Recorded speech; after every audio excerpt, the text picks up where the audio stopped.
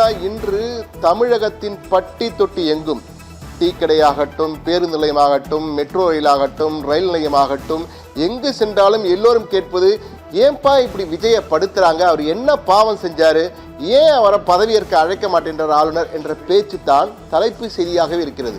அந்த அளவுக்கு விஜயை ஏன் இப்படி செய்கிறார் ஆளுநர், ஏன் அழைக்க மாட்டேன் என்கிறார், 3 முறை போய்விட்டார், 3 முறை போய் கடிதம் கொடுத்தும் அழைக்கவில்லை என்ற வகையிலே ஆளுநர் தரப்பை நோக்கி பொதுமக்கள் கேள்வி கணைகளை வீசிக்கொண்டிருக்கிறார்கள். இது நேரடியாக மட்டுமல்ல, ஆன்லைன் மூலமாக, ஆஃப்லைன் ஆன்லைன் என இரண்டிலுமே தற்போது பெரிய டாபிக்காக, ஹாட் டாபிக்காக விவாதமாக சென்று கொண்டிருப்பது சமூக வலைதளங்கள் எது என்று பார்த்தால், ஆளுநர் ஏன் அழைக்க மாட்டேன் என்கிறார், என்ன பிரச்சனை அவங்களுக்கு இப்படி என்று கேட்கிறார்கள். மறுபக்கத்திலே மெரினாவில் ஜல்லிக்கட்டு புரட்சி போல விஜய்க்கான புரட்சி, விஜய் உரிமை கோரும் புரட்சி என்ற வகையிலே ஒரு புரட்சி வெடிக்குமோ என்ற தகவல் பரவ ஆரம்பிக்க, 2வது நாளாக மீண்டும் 3வது நாளாக இன்று மெரினாவிலே போலீசார் குவிக்கப்பட்டிருக்கிறார்கள். எனவே இப்படி மக்கள் எழுச்சி ஒரு பக்கத்தில் வந்து கொண்டிருக்கிறது. ஆளுநர் தாமதப்படுத்த விஜய் ஆட்சி அமைக்கிறாரோ இல்லையோ அது வேறு விடயம்.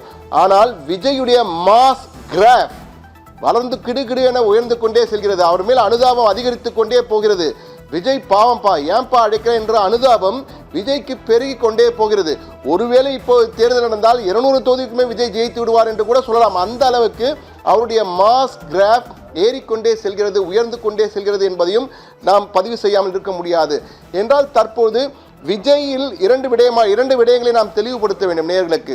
அதாவது விஜய் முதன்முறையாக ஆளுநரை சந்திக்கும் பொழுது செங்கோட்டையன் மிக தெளிவாக சொல்லியிருக்கிறார், நாம் தனிப்பெரும் கட்சி என்ற வகையிலே ஆட்சி அமைக்க உரிமை கோருவோம், அதுதான் மரபு, அப்படி அழைப்பு தான் சரியானது, டெக்னிக்கலாக அது எந்த பிரச்சனையும் ஏற்படுத்தாது, நாங்கள் தனிப்பெரும் கட்சி, எங்களை ஆட்சி அமைக்க உரிமை கோருகிறோம் என கடிதம் கொடுப்போம் என்ற வகையிலே கூறியிருக்கிறார்.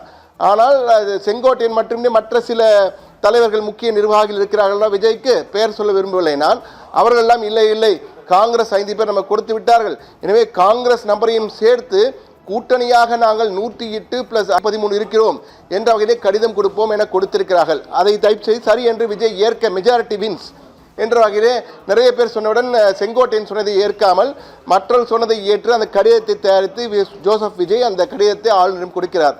ஆளுநர் கடிதத்தை பார்த்தவுடன், கூட்டணியாக நீங்கள் பெரும்பான்மையே இல்லை, இன்னும் பெரும்பான்மைக்கு 6 இடங்கள் தேவைப்படுகின்றன, உங்கள் 2 தொகுதி ஒன்று தான் எடுத்துக்கொள்ள முடியும், எனவே 112 தான் இருக்கிறது, மீதி 6 இடங்கள் தேவை, நீங்கள் பெரும்பான்மை பட்டியலை கொடுங்கள் என்ற வகையிலே திருப்பி அனுப்பிவிட்டார்.